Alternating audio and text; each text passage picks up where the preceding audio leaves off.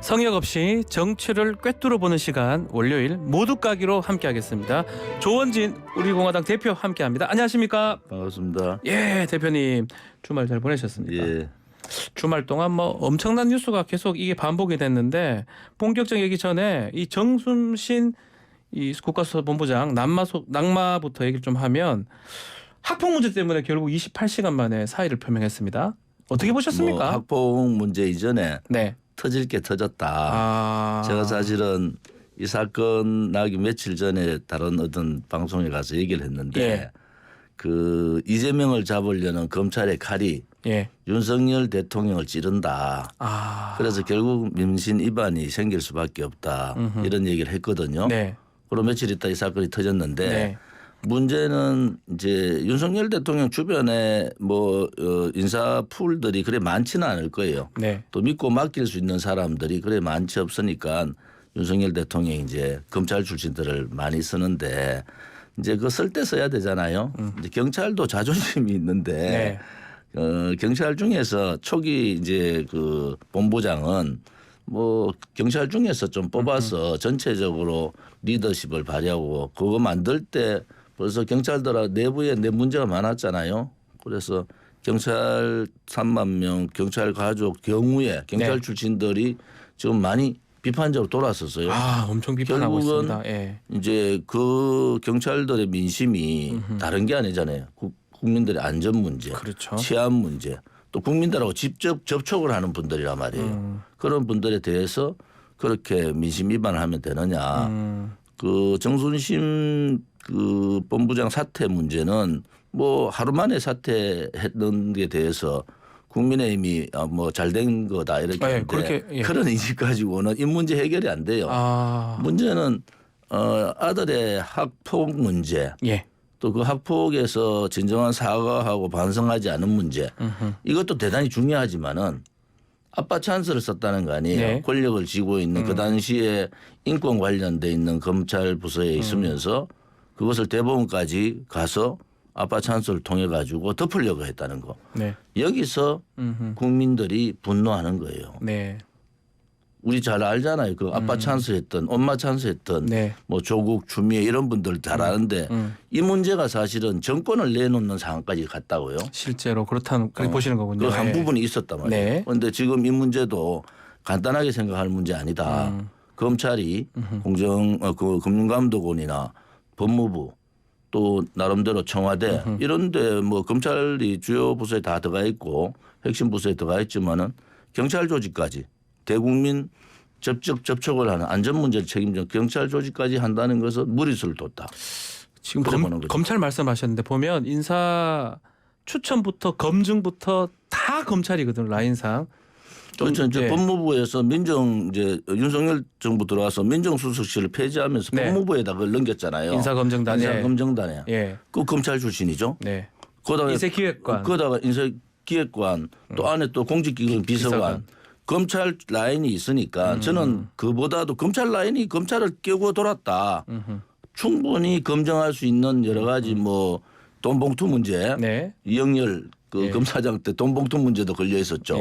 아들 학폭 걸려가지고 대법원까지 갔고 갔는데 왜 이렇게 검증을 거치지 못하고 왔느냐. 뭐 저는 대통령이 이 사람하고 같이 근무했잖아요. 네.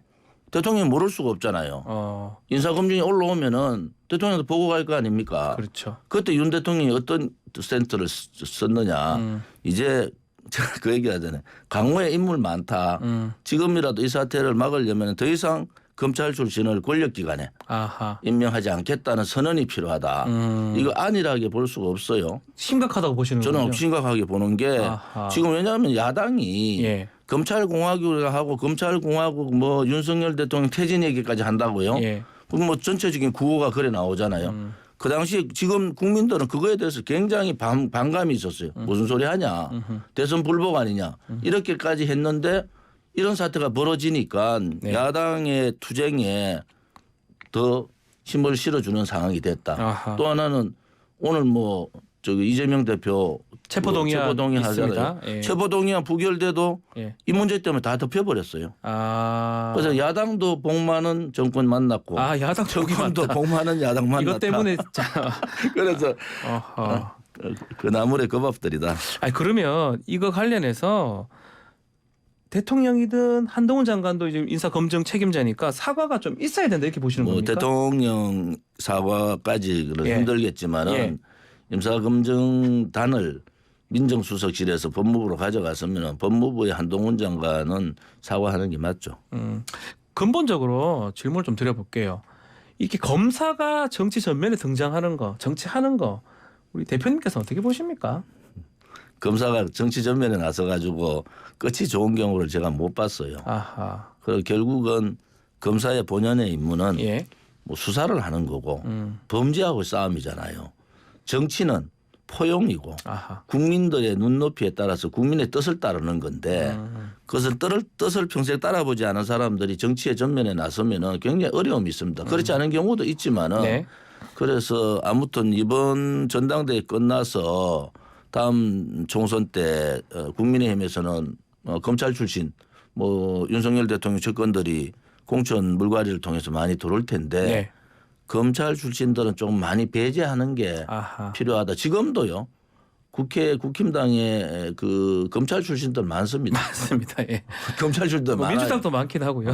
그래서 예. 이 법을 달았던 사람들이 이제 예를 들어서 전문적인 법 문제에 전문성이 있어서 들여놨더니 법은 다루지 않고 법 외에 권력 싸움만 하고 있다. 네. 맨날 싸움을 해본 사람들이니까 그래서 그런 부분들은 이제 윤석열 대통령께서 이번을 계기로 검찰의 뭐 인사 문제라든지 혹은 다음에 공천의 검찰 출신들이라든지 뭐 꼭 필요한 사람들은 해야 되겠지만은 그렇죠. 네. 지금 있는 그러면 지금 검찰 출신들 좀 바꾸고 그 자리에 좀 넣으세요. 그냥 더 늘리지 않는 게 좋겠다. 자연스럽게 국민의힘 전당대회 얘기로 넘어가 보면 뭐 우리 대표님께서는 그래도 뭐 김기현 안 되겠냐 어대현 이렇게 말씀하셨는데 만약 김기현 대표가 된다 그러면 그 공천 과정에서 윤석열 대통령의 뜻을 좀 거스를 수 있을까요? 못 거스르죠. 그러면 검사 김기현 대표는 이미 예. 이미 윤석열 대통령하고 공천에 대해서 네. 논의를 하는 것이 뭐가 다르냐 네. 이렇게 보지만은 국민들은요 그걸 논의로 보지 않잖아요.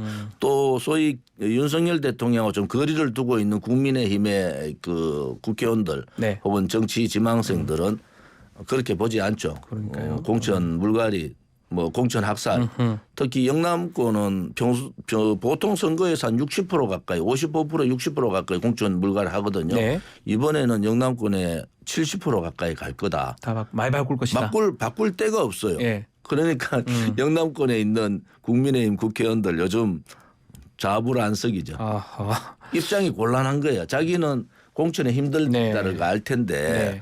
그 지금 상황을 어떻게 할 거냐 이런 부분들이 있는 거죠. 자, 지금 전당대회를 하고 있는데 열흘 채 안 남았습니다. 뭐 여러 가지 얘기가 나오고 있습니다. 네거티브도 좀 세지고 있고 김기현 후보는 울산 땅 투기 의혹이 있고 안철수 후보 뭐 알바 동원했던 것도 논란이 되고 있습니다. 전반적으로 어떻게 보고 계십니까, 대표님? 안철수 후보는 합법적으로 네. 선거운동을 할 수는 있습니다. 뭐 알바를 동원하든 뭘 하든 네. 합법적이면은 괜찮고 그게 불법이라면 문제가 되는 거죠. 네네. 왜냐하면 뭐 경선 과정에서 김기현 후보는 뭐 대통령실까지 나가지고 지원하는데 뭐 자기가 합법적으로 했다는 부분에 대해서는 뭐 지적은 할 수 있지만은 그것이 불법 아니면은 저는 괜찮다고 보는 사람이고요. 네. 또 야당은 김기현 후보 되는 게 민주당한테 제일 나은 거 아닌가요? 그렇습니까? 그런데 왜 가만히 있는 것이 민주당한테 도움될 텐데 지금 안철수 후보가 된다든지 네. 천하람 후보가 되면은 제일 머리 아픈 게 야당이잖아요. 물론 대통령실하고 각을 주겠지만 되는 순간에 대통령실하고 그렇게 싸움을 제가 그랬죠. 한 4년 남은 대통령 어떻게 싸웁니까? 네. 그래서 야당도 조금 판단력이 좀 흐려졌다. 이재명 대표 방탄국회 뭐 체포동의안 이런 데 신경 쓰니까 아하. 조금 본인들의 이 유불리를 판단을 제대로 못하고 때려보는 거죠. 어쨌든 간에 김기현 후보는 본인이 수사 의뢰하겠다라고 얘기했고 민주당은 TF 진상조사단을 꾸렸거든요. 이게 김기현 후보 입장에서는 그렇게 하는 게 승부수인가요? 무리수가 되는 건가요? 무리수죠. 아, 무리수다. 이 문제는 김기현 후보가 땅 투기 의혹이죠. 아하. 실질적으로 땅 투기를 안 했다 하더라도 네.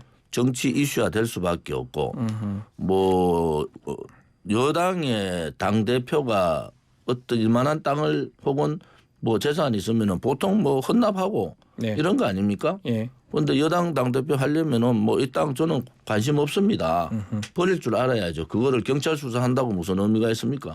경찰 수사하는 순간에 계속적으로 다음 총선 1년 남은 총선인데 네. 총선까지 이 문제는 이슈화 될 수밖에 없다.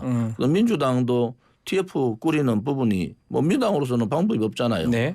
뭐 체포동의안 부결될 텐데 부결되면은 그런 부분으로 덮을 가능성이 있다 이래 보는 거고요. 네. 또 하나는 이재명 대표가 좀 힘든 상황이 계속될 거다.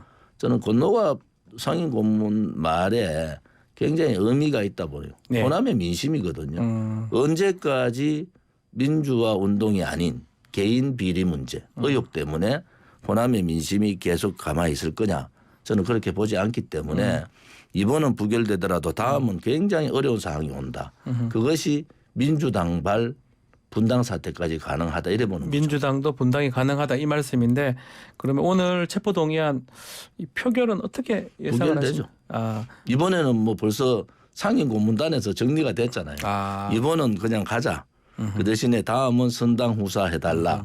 그것은 호남의 민심을 전달한 네. 거거든요. 호남의 여론조사가 지금 굉장히 민주당에 좋지 않게 나와요. 네. 그런 상황으로 봐서는 호남 그 민들의 주민들의 자존심이 언제까지 그 한계를 지킬 거냐.